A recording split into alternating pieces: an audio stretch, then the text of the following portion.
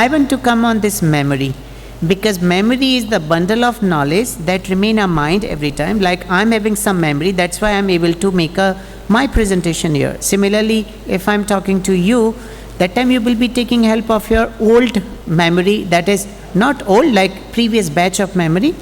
Over that, now coming to that memory, what is memory in the brain?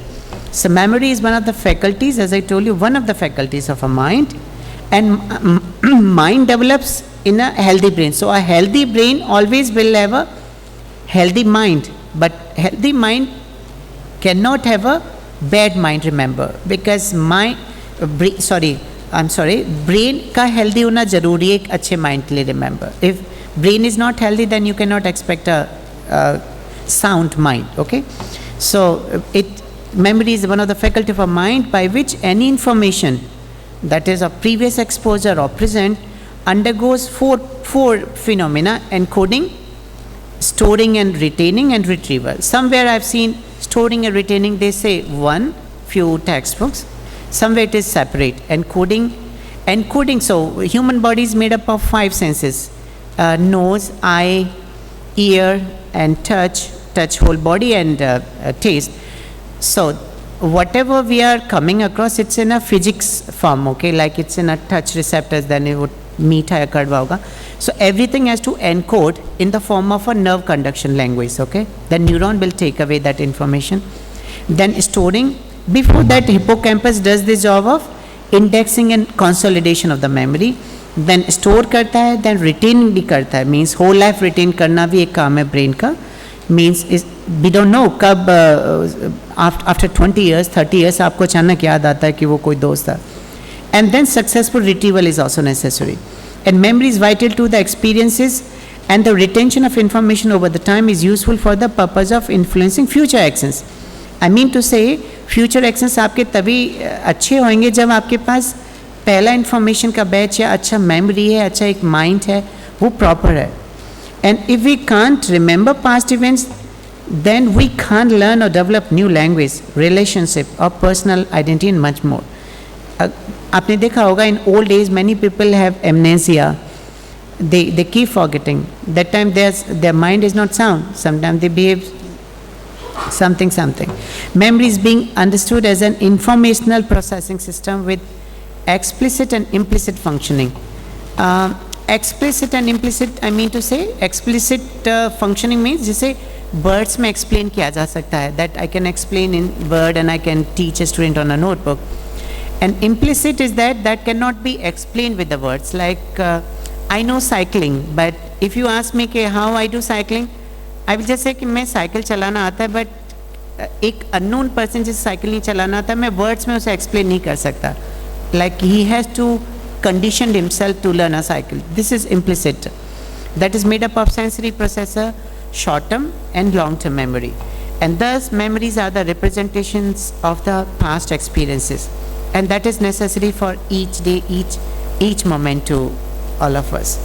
So there is an encoding of information, as I told you. It is necessary because there are lot of kind of senses coming up in a physical form in the body. It should be encoded. Then storage and retention is necessary in the brain, and then recalling or recollection of the information is very much necessary in a true way. Retrieval is calling back the stored information in response to some cue. So whenever you need some memory, you need a cue. Like until unless I ask you कि आपने 10th कहाँ किया था, तभी तो आप hit करेंगे कि मैंने 10th वहाँ से किया था या 8th मैंने वहाँ से किया था. So there is always a cue that gives memory to recall back. So now coming back, so I was asked by the director of All India Radio when I was in meeting, that he was asking, you are a neurobiologist, can you tell me the difference, what is the memory difference? This many people keep asking. So I told like there's a basic differences, and I will give one presentation on All India Radio. So this was before that. So the memory is a constructive process, as you know, through which we can organize and shape information and incidences. All right. Computer memory can be erased and overwritten, but for mind it is not necessary. If you say you delete this information, you forget this information, sometime ulta ho jayega, because you will do regurgitation or recalling back, and recalling as more happens, so memory gets more consolidated. वहाँ उल्टा हो जाएगा. If I say कि रोना मत या तो आप कहेंगे कि right. So this is very much contrast. Human memory is based on interconnection synapse. So as I was telling you, there are 86 billion neurons in the brain, and each neuron make a like a jungle kind of thing, in that all trees are interwoven to each other, and they make synapses. Synapses are for nerve conduction. It's a space where the neurotransmitters pass on from one dendrite to another one. And brain is a parallel machine, while computer is a serially fitted machine. This is important. This I will explain in this video of few minutes. So memories are not stored and retrieved the way the files on a computer chip. So this is my YouTube video about, because it is related to the human brain and related to this one. So I will play this video just few minutes, 6-7 minutes. Our memories lie somewhere in the 100 trillion synapses. So those 86 billion neurons make up to 100 trillion synapses, because each neuron is made up of more than 1,000 dendrites. Okay, so as many more synapses, more probability of getting the memory. Now this model you might have heard of, Atkinson-Shiffrin model of human memory. It is made up of 3 parts: sensory memory, short-term memory, and long-term memory. So each and every second you are having a lot of sensory input you are coming across. If you pay an attention, that time it becomes short-term memory. If you pay an attention, if you don't pay attention, then it will be wash off. If you pay attention and then properly encoded, then it will be part of long-term memory. And then from long-term memory, it can come to the short-term memory later on when you need it. So there are 3 memory: iconic memory, which is visual sensory memory that you see, echoic memory that you listen or auditory information, and haptic memory that is touch memory. That happens in the Braille language, you might have across. They take help of this haptic memory to read out. And in a court litigation, you might have heard, जब जज पूछता है तो they ask echoic memory and iconic memory, वो कैसा था, क्या बोल रहा था, इन्हीं चीज़ों को हम पैक करते हैं. And Miller's magic number 7 plus minus 2, it says that each every time, you know, this short-term memory remains 7 plus minus 2, like 5 to 9 bits of information. Because you are not paying attention, then it will be washed off after some time. So it remain only. That's why if you are being asked to remember someone's mobile number, then you chunk it like 989, then 239. So you chunk it like 10 digit in a 2-3 chunks, so that you can remember it further and you can note it down. Okay, so memory is short-term sensory memory. Every moment it is coming to your body, short-term memory and long-term memory. Long-term memory is made up of explicit and implicit. Implicit is the procedural memory, as I told you, like cycling, etc. And then another classification says there declarative memory that can be explained in the birds is semantic memory, that is general knowledge, like Taj Mahal lies in Agra or Qutub Minar is in Delhi. And episodic memory, then like you remember of your past education or life. So long-term memory is like this, allows storage of information for a long period of time, perhaps permanently, and its capacity is essentially unlimited. And this much unlimited is 2.4 petabytes, I will explain in another slide. So our brain does not store memories in one unified structure as might be seen in a computer hard disk. Rather, different types of memories are stored in different regions of the brain. It means like if you are fond of jalebi, then the memory of that sweet, like इसका structure एक part में कहीं होगा, इसका taste jalebi किस shop की अच्छी है वो एक मेमोरी किसी और पार्ट में होगी. सो each memory or color, taste, etc., they are lying in a different part of the brain. And that's why sometimes happens that you forget कि वो अच्छा तो था sweet, लेकिन ये पता नहीं कि वो किस दुकान पर था. तो it means the brain is so smart, वो एक जगह पे स्टोर नहीं करता एक मेमोरी को, उससे पार्ट्स में डिवाइड करके अलग जगह रखता है, so that at least you have a hint in next time when you at least have a amnesia to some extent. Okay. Explicit is a declarative memory. Just now I told you autobiographical. This is implicit memory, that is procedural memory, like walking. Walking is also implicit memory, जो बचपन में हम सीख ले होते हैं, ठीक है. And cycle चलाना, car driving, And this needs unconscious memory, like you can have a phone call during your car driving also. So sometime it remain on a auto mode. And sleep and long-term memory, they are closely related, so sleep is necessary. Some theories consider sleep to be an important factor in establishing well-organized long-term memory. Indeed, the sleep plays a key function in the indexing and consolidation. These two words are important, indexing and consolidation of the new memories. And research suggests that sleep helps learning and memory in two distinct ways. First, as we know that sleep-deprived person can't focus attention optimally. And secondly, sleep itself has a role in the indexing and consolidation of memory. So when we do night sleep, that time we come across REM and non-REM sleep, rapid eye movement and non-rapid eye movement. That it's a cyclic nature, about 4 cycles of REM and 4 non-REM comes. During REM cycle, we have a dream. But we remember the dream of the last REM sleep, जो शायद 4 or 5 o'clock अगर आप last REM sleep किया है, वही हमें याद रहता है. And dreams are very much necessary for the memory also. I told you brain is a hardware and mind is like a software. This already is proven, just like it's a analogy, it's not exactly same.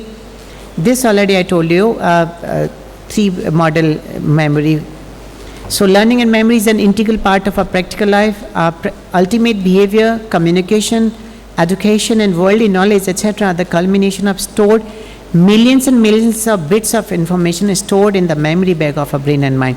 That's why we keep doing education one after one degree and we become more cognitive. It's similar, like directly proportional probably. More educated, so more cognitive probably. And this is, so like brain is very much plastic. You use it, so you can enhance the functioning of the brain. If you don't use it, then it will be also in idle situation and then you will be less cognitive. So never ever be shy to use the brain. Now coming to how much brain capacity could have. So don't be scared that we should, if we are reading this much, तो हमारा brain भर जाएगा या हमें पूरा भर जाएगा, जगह नहीं है. So Paul Reaver, this scientist from Northwestern University, in a conference he was asked, you are a neuropsychologist, why not you tell, ये किसी ने मजाक में कहा था कि you tell the brain capacity कितनी होती है. So he took a challenge, he told next time conference में जब मिलेंगे, that time I will give my calculation, I will do some simulation.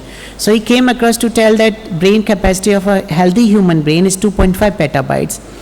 This peta is equal to, how much? 2.5 lakh GB.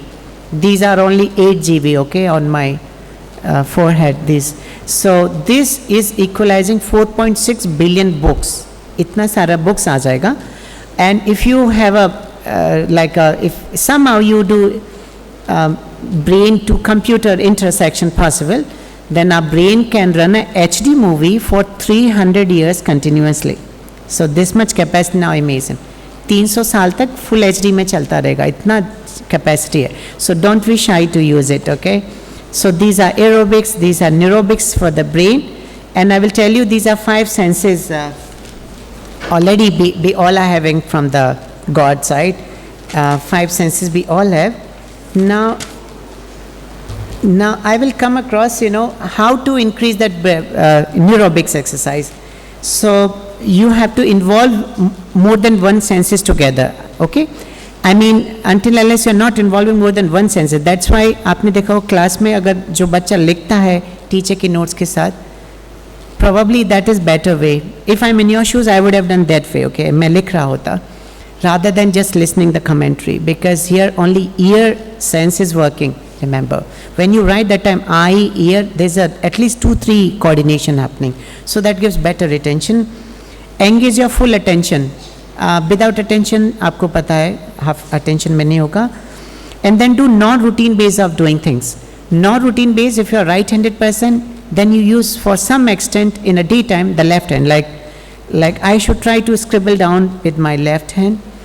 He is my son, and I asked that can he take his favorite shampoo bottle, by the just shape of bottle, shape, size, the texture, the thickness, etc. And even the weight, because weight he knows by the previous day memory. So this way you should do the non-routine way. Similarly, if you are going from place A to place B, don't take the same route every day. You should try to use other way around, like some, जैसे यहाँ से जाना है तो you can take the Kamla Nagar or somewhere. That time your brain is in an active phase, you are learning new things, you are having brain active. Otherwise same route पे चलते हैं तो हमें sometimes unconsciously भी चलते हैं. So you should keep brain in an active mode. So non-dominant hand use करना होगा, या be ambidextrous. Be ambidextrous means एक हाथ से नहीं तो दोनों हाथों से at least we should try to do something, because you remember when for a right-handed man it is left brain hemisphere more active. It is like it's on more load than the left. However, both networks are necessary. And try to upside down the calendar, और watch को उल्टा पहने, फिर आप अपने आप figure out करें कि अभी time कितना हो रहा है. So that time you're in active phase. These are some brain exercises. So you don't need to go to a gym. Rather you can do Bidhi only.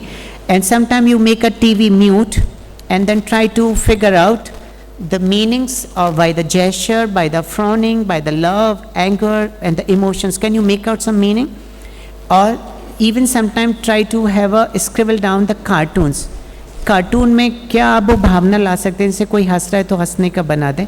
These all are brain exercise. I mean to say, like if half an hour you're giving such odd jobs that I'm explaining now, probably you will be in a better state of neurobics. Okay? Be a polyglot. Polyglot means multiple languages. If you're lucky to have more than one language, Hindi, English, Tamil, Telugu, Punjabi, that time certainly you are better than who are not knowing more languages. And no matter you are not a good chef, but try to go to kitchen and try to have like a curry preparation, in that you use your texture for the consistency of the food. You use your smell power, कि अभी खाना बना कि नहीं बना. You use your eye sense and whistling, cooker की सीटी कान से. तो there are lot of engagement are happening. So this way also is a good way. Be a numismatic. So my son is counting all the coins of several countries. So I gave a challenge. Then can you tell me which is dinar or real or kroner, Danish kroner or dollar?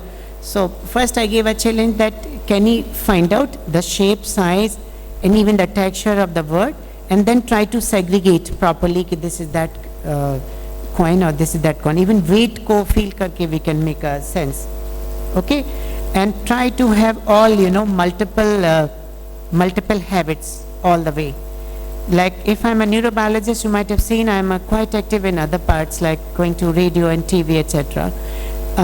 So this way I'm having my hobby, and my brain is more active. I take challenges, and that's why you go to the swimming or sports playing, like keep doing few hours for extracurricular activity. These are also necessary for a healthy brain. Don't do routine based, otherwise you will be in a comfort zone. Rather you have a better ideas, new ideas, and have a expanding zone of your professional or academics career. So this t-shirt gives lot of messages for the brain. Use it or lose it. If you don't use it, then certainly you are losing lot of brain. So brain exercises for good memories, test your recall, enjoy music. Music is also good therapy. Mathematics challenges in the mind. Enjoy cooking habit. Just now I told you, learn a foreign language, be a polyglot, bi or trilingualism, word picture ko understand karna, draw map from memory, challenge your taste words, refine the hand-eye coordination. जैसे सुई में धागा डालने का, that gives better eye coordination for the occipital lobe. And learn a new habit. Okay? And the brain has a very good, this is my last topic now, so if you're bored, just wait for another few more minutes. Neuroplasticity, it's for adaptable brain. So like this is the rewiring of the brain network, okay? So the brain continually reorganizes itself by forming new neural connections throughout the life, and this phenomenon is called neuroplasticity. The other names are brain plasticity, neuroelasticity, or neural plasticity.